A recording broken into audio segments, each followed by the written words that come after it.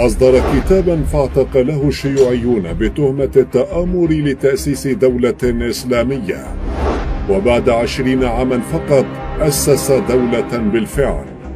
تعرف على بطل البوسنة ورئيسها وفيلسوفها المسلم علي عزت بيجوفيتش. Ovo što se radi danas, ovo ne služi na čast srpskog naroda. Ni ovaj način istupanja, ove prijetnje koje se iskazuju.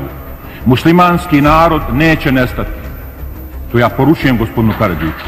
ولد علي عزت بيجوفيتش عام 1925 لعائلة مسلمة. نشأ وتلقى تعليمه في سراييفو التي كانت جزءا من مملكة يوغوسلافيا. انضم في عمر 15 لجمعية الشبان المسلمين التي تشكلت على غرار جماعة الإخوان المسلمين بمصر، في وقت تحولت البوسنة فيه إلى مسرح دموي للحرب العالمية الثانية يتصارع عليها الوطنيون الصرب والشيوعيون والنازيون الذين احتلوها في النهاية وضموها لجمهورية كرواتيا المستقلة برئاسة المارشال جوزيف تيتو.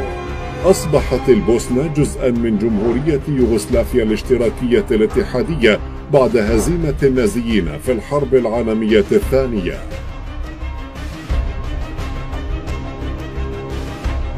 دولة الحزب الواحد التي يحكمها المارشال تيتو بالحديد والنار لم يسلم منها بيجوفيتش ورفاقه من الشبان المسلمين، فاعتقل عام 1946 وحكم عليه بالسجن 3 أعوام مع الأعمال الشاقة قضاها في زنازين المحكومين بالإعدام. خرج بيجوفيتش من حبسه عام 1949 وعاد لنشاطه السياسي بتواصله مع القيادي في الشبان المسلمين حسن بيبر الذي اعتقل بعد 40 يوما بالضبط وأعدم نهاية العام.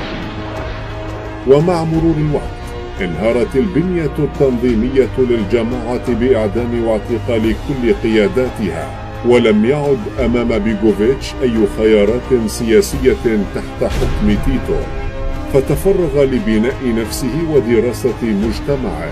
إذا تم دراسته وحصل على الدكتوراه بالاقتصاد عام 1962 وتعلم الإنجليزية والألمانية والفرنسية والعربية، وانكب على القراءة في الفلسفة والفكر والعلوم الإنسانية، إلى أن أنضج رؤيته الفكرية بكتابه الإعلان الإسلامي عام 1970 الذي كتبه على غرار البيان الشيوعي وقدم به مشروعه السياسي للدول في العالم الإسلامي. تسبب الإعلان الإسلامي لبيجوفيتش بالكثير من المتاعب، إذا اعتبرته السلطات الشيوعية دعوة لإقامة الشريعة وحظرت نشره، ثم استخدمته لاعتقال بيجوفيتش عام 1983 بتهمة الثورة المضادة والتآمر لتأسيس دولة مسلمة، فحكمت عليه بالسجن 14 عاما بجانب 11 مفكرا إسلاميا آخر، فيما عرف تاريخيا باسم محاكمة سراييفو الشهيرة. دخل بيجوفيتش هذه المرة السجن كهلا، لكنه استطاع تجاوز محنته بإيمانه وصبره وعزيمته، مستعينا برسائل أبنائه التي يصفها بهروب إلى الحرية. خرج بيجوفيتش بعفو عام 1989.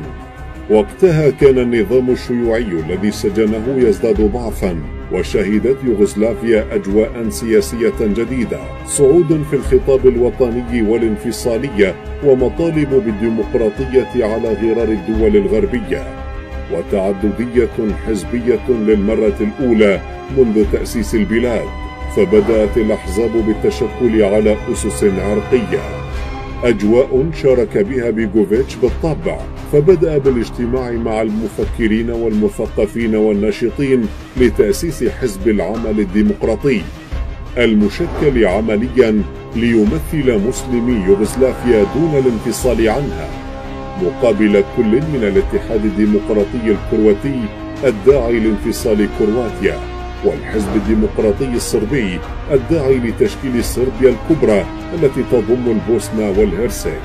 نهاية عام 1990 أجريت أول انتخابات ديمقراطية برلمانية ورئاسية بتاريخ يوغوسلافيا، حاز بها حزب بيغوفيتش أكبر عدد من مقاعد البرلمان بنسبة 33%، ووصل بذلك لمنصب رئيس مجلس الرئاسة الذي يضم 7 أشخاص من جمهوريات يوغوسلافيا السبعة، فعمل على تشكيل تحالف حكومي مع الصرب والكروات.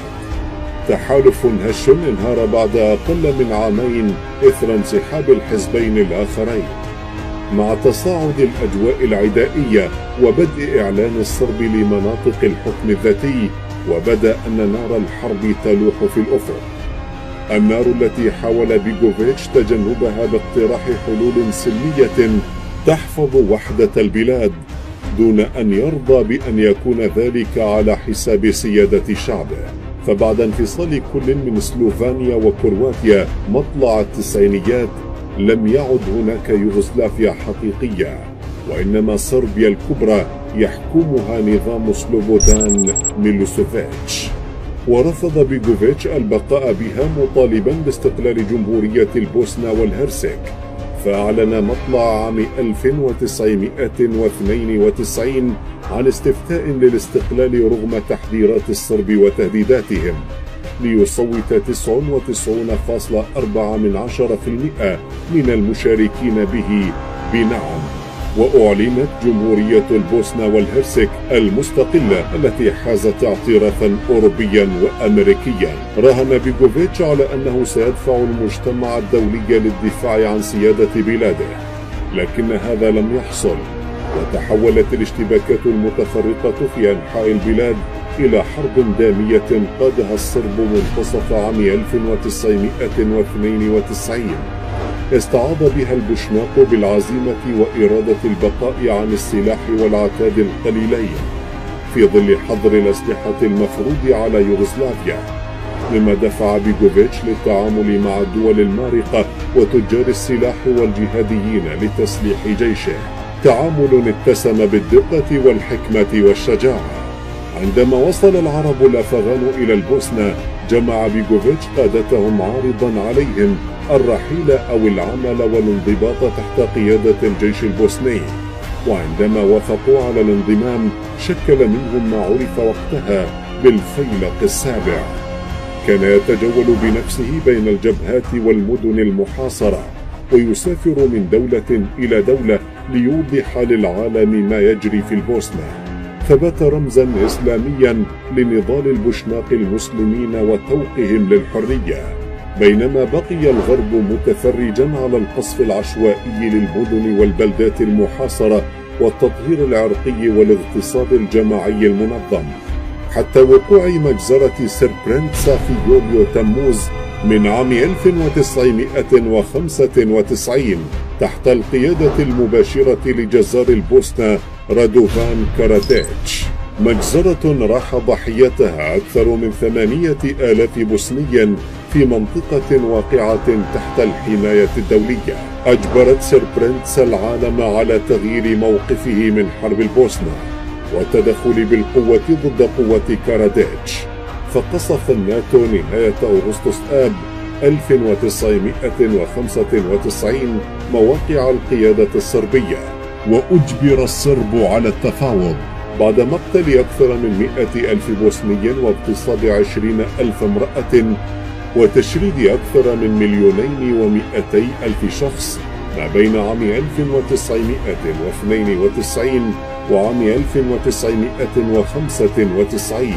انتهت الحرب الدامية باتفاقية دايتون للسلام، والتي نتج عنها مجلس رئاسي لجمهورية البوسنة والهرسك المستقلة شارك به بيغوفيتش حتى أعلن تنحيه عام 2000 بعد أن لاحقت لعنات التاريخ والعدالة سجانيه وجزاريه، إذ استدعت المحكمة الجنائية الدولية 161 شخصا ليسألوا عن جرائم الحرب التي ارتكبوها في البوسنة، وعلى رأسهم كاراديتش وميلوسيفيتش تنحى بيغوفيتش، لكن لم تتراجع شعبية ديدو كما يحب البوشناق أن ينادوه، إلى أن رحل عام 2003 بنوبة قلبية، فكانت جنازته أكبر حدث في تاريخ البوسنة التي انتزع اعتراف العالم بها وحماها في الحرب والسلم، فبقيت وبقي